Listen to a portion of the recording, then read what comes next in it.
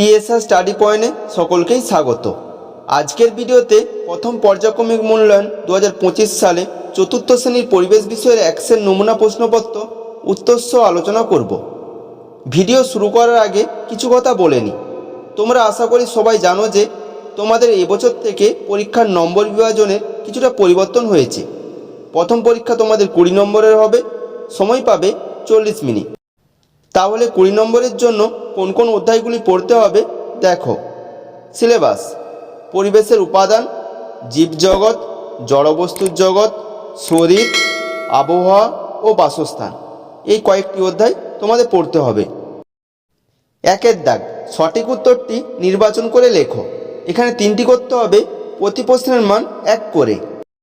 একের দাগের ক, উটকে দেখতে পাওয়া যায় সমভূমিতে, মরুভূমিতে, মালভূমিতে, পাহাড়ে। সঠিক উত্তরটি হবে উটকে দেখতে পাওয়া যায় মরুভূমিতে। খ, গায়ের রং বদলাতে পারে টিকটিকি, গিরগিটি, সাপ, প্রজাপতি। সঠিক উত্তরটি হবে গায়ের রং বদলাতে পারে গিরগিটি। নেক্সট কোশ্চেন গ, কোন গ্যাস শরীরের ভিতরে গিয়ে খাবার থেকে শক্তি বের করতে সাহায্য করে? Oxygen, carbon die oxide, nitrogen. সঠিক উত্তরটি হবে অক্সিজেন শরীরের ভিতরে গিয়ে খাবার থেকে শক্তি বের করতে সাহায্য করে। ঘ, সিদ্ধারা আছে আরশোলার, কেঁচোর, কুমিরের, কেন্নর। সঠিক উত্তরটি হবে সিদ্ধারা আছে কুমিরের। 2এর দাগ, একটি বাক্যে উত্তর দাও। এখানে 3টি করতে হবে, প্রতি প্রশ্নের মান 1 করে। 2এর দাগের ক, দুটি জিওল মাছের নাম লেখো। উত্তর হবে দুটি জিওল মাছের নাম হলো কই ও মাগুর। খ, মেরু অঞ্চলের একটি প্রাণীর নাম লেখো। উত্তর হবে মেরু অঞ্চলের একটি প্রাণীর নাম হলো শ্বেতভালু। গ, পাইন গাছ কোথায় দেখা যায়? উত্তর হবে পাইন গাছ দার্জিলিংয়ে দেখা যায়, অথবা পাহাড়ি অঞ্চলে দেখা যায়ও লিখতে পারো। নেক্সট কোশ্চেন ঘ, কোন ঋতুতে আকাশে পেঁজা তুলোর মতন মেঘ দেখা যায়? উত্তর হবে শরৎকালে আকাশে পেঁজা তুলার মতো মেঘ দেখা যায়। 3এর দাগ, শূন্যস্থান পূরণ করো। এখানে যে কোনো 2টি করতে হবে, প্রতি প্রশ্নের মান 1 করে। 3এর দাগের ক, মুগা রেশম মত ড্যাশ রাজ্যে পাওয়া যায়? উত্তর হবে মুগা রেশম মত আসাম রাজ্যে পাওয়া যায়।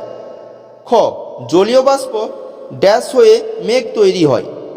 উত্তর হবে জলীয় বাষ্প ঠান্ডা হয়ে মেঘ তৈরি হয়। গ, ড্যাশকে উদ্ভিদের রান্নাঘর বলে? উত্তর হবে পাতাকে উদ্ভিদের রান্নাঘর বলে। 4এর দাগ, যেটি সত্য তার পাশে সত্য ও যেটি মিথ্যা তার পাশে মিথ্যা লেখো। এখানে 2 নম্বর থাকবে। 4এর দাগের ক, বরফের গ্যাসীয় অবস্থা হলো বাষ্প। উত্তর হবে সত্য। খ, মিষ্টি জাতীয় ফল দাঁতকে সুস্থ রাখে? উত্তর হবে মিথ্যা। মিষ্টি জাতীয় ফল খেলে দাঁতে পোকা হয়, তাই এটি মিথ্যা হবে। গ, পাখির দেহে লোম থাকে? উত্তর হবে মিথ্যা।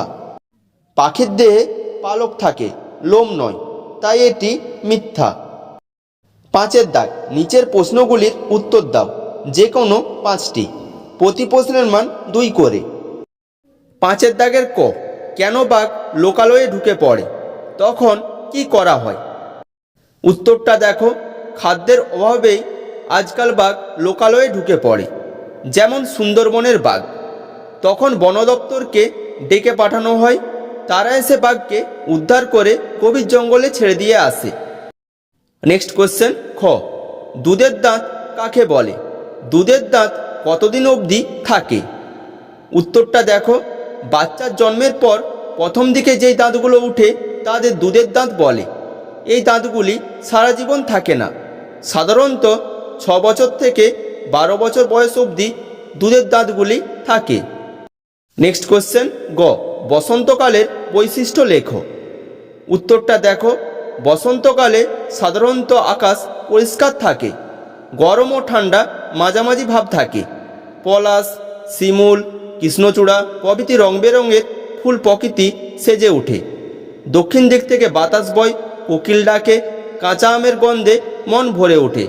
এ সময় রঙের উৎসব দোলযাত্রা হয়ে থাকে। নেক্সট কোশ্চেন, বস্তু ও পদার্থ কাকে বলে? উত্তরটা দেখো, বস্তু আমাদের চারপাশে যা যা জিনিস আমরা দেখতে পাই সেগুলোকে আমরা বস্তু বলি। পদার্থ বস্তু যা দিয়ে তৈরি হয় তাকে আমরা পদার্থ বলি। নেক্সট কোশ্চেন, সুষম আহার কি? সুষম আহার কোন কোন বিষয়ের উপর নির্ভর করে? উত্তরটা দেখো, পরিকল্পনা অনুযায়ী প্রতিদিন সব ধরনের খাবার পরিমাণ মতো মিলিয়ে মিশিয়ে খাওয়াকেই বলে সুষম আহার। সুষম আহার কেমন হবে তা নির্ভর করে মানুষের বয়স, শরীরের ওজন, উচ্চতা এবং কোনো জায়গার জলহার মতো বিষয়ের ওপর।